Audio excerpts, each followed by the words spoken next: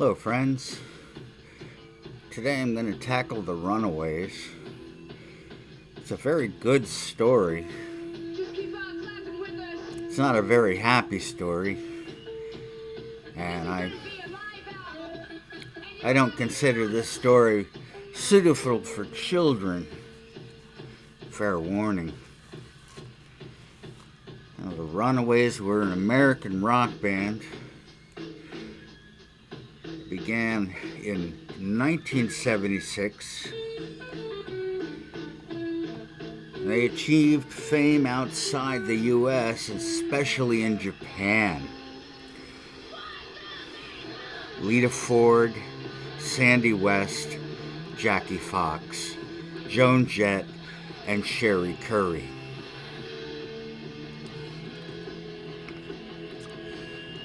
And producer Kim Foley brought this band together, and because of him, I have avoided writing about this band.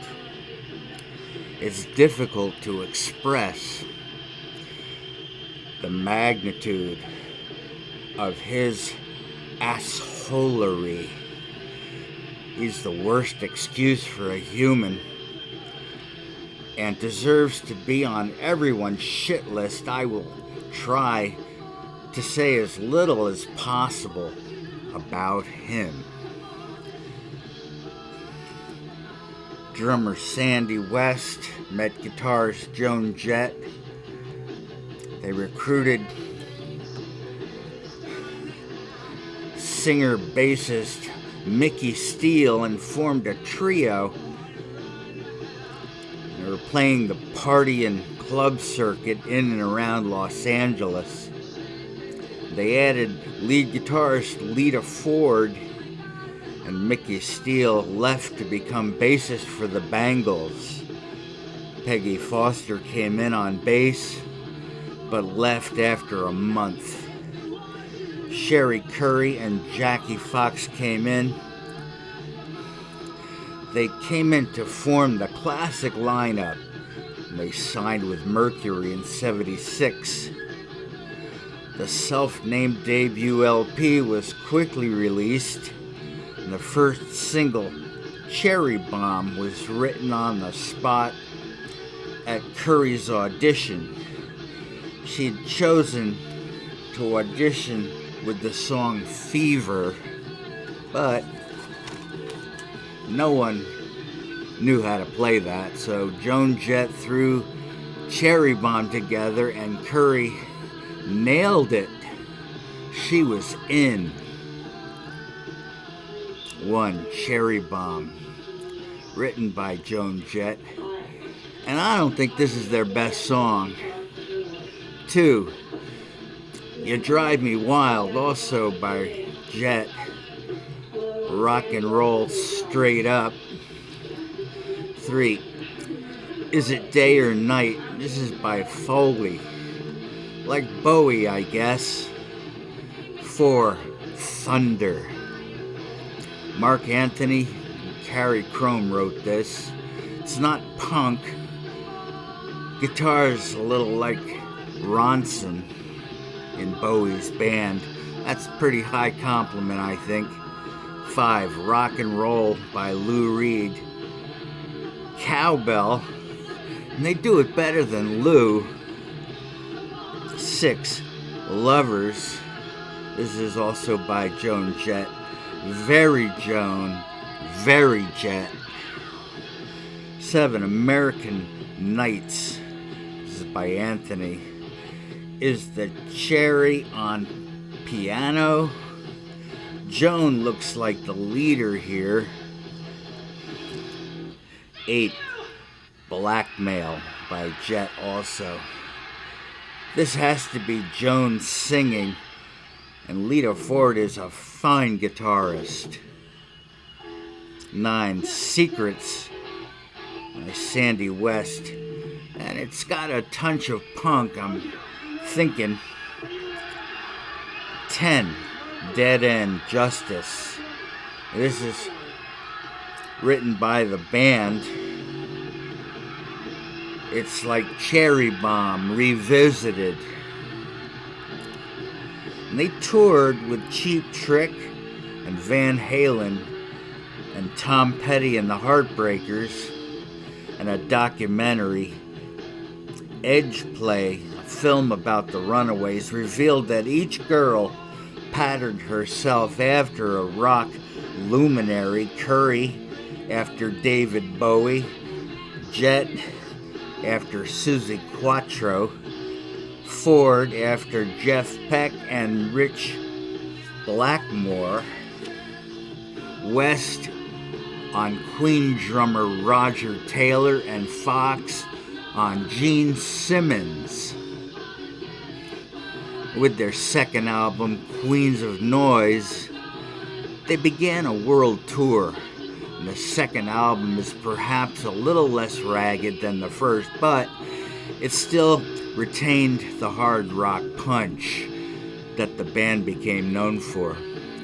Their manager, Foley, put his name on 6 of the songs without contributing, and lyrics or music tensions began between Curry and Jet, who wanted to sing lead, and all 5 were freaking by their manager's demands, which ranged from unreasonable to compromising, especially on tour, and I'm putting that nicely.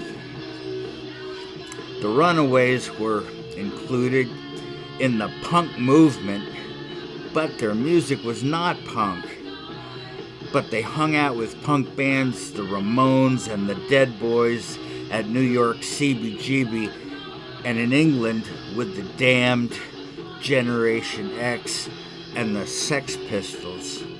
So they kind of got put in with those bands. The Japan tour caused histrionics, nearly Beatlemania levels of fans selling out every venue there. Sadly, shockingly, Fox left the band, claiming that Fowler had raped her. She was 16.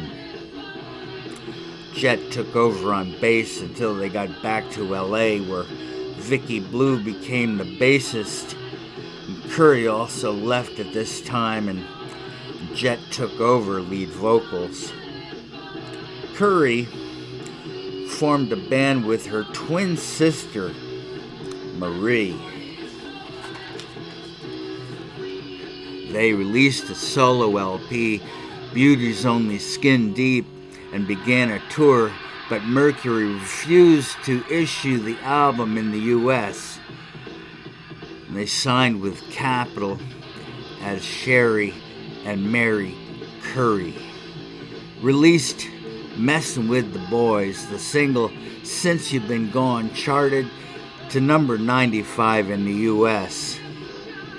In 1997, the Runaways parted ways with Fowley over disagreement about money. Their deal with Mercury was abandoned, and their next album, And Now, The Runaways, was their last. Jet wanted to take the band into the punk/glam genre. The others wanted to continue as hard rock. They played their last show in 1978. The story of the Runaways' mistreatment by Fowler is well documented. What a creep.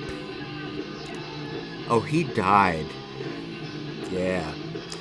Jet formed the Blackheart Records in 1980, one of the first female musicians to do this. She went on to more success with a cover of the Arrows' I Love Rock and Roll, Tommy James, Crimson and Clover, Bad Reputation, and I Hate Myself for Lovin' You. She and her Blackhearts were inducted into the Hall of Fame in 2015. Other albums, I Miss Cherry. No, that's not one of their albums. I just wanted to say that I do miss Cherry. 1, Waiting for the Night, Little Sister, That's Jet. Gotta get out tonight. Wait for me. Fantasies, school days, trash can murders, don't go away. And here's and now the Runaways. Where's the life? 8 days a week. That's a pretty tired cover. It's time for some black hearts. But first, one more Japanese tour and a record made from it. And I know that y'all want to hear more about Joan Jett and the black hearts, but I'll tell you what, I don't have room on this particular show for that, so I'm going to break this up and go ahead and do a separate segment. Did I say separate segment? What I meant to say is separate segment on Joan Jett and the Blackhearts. And that'll be next. Y'all take good care. I told you this wasn't going to end happy, but at least Sherry Curry's still out there doing her thing. Joan Jett's still out there doing her thing. Here's to them. They get a wow from East Coast Pete. Thank you for being with me on my show. I'll see you all soon.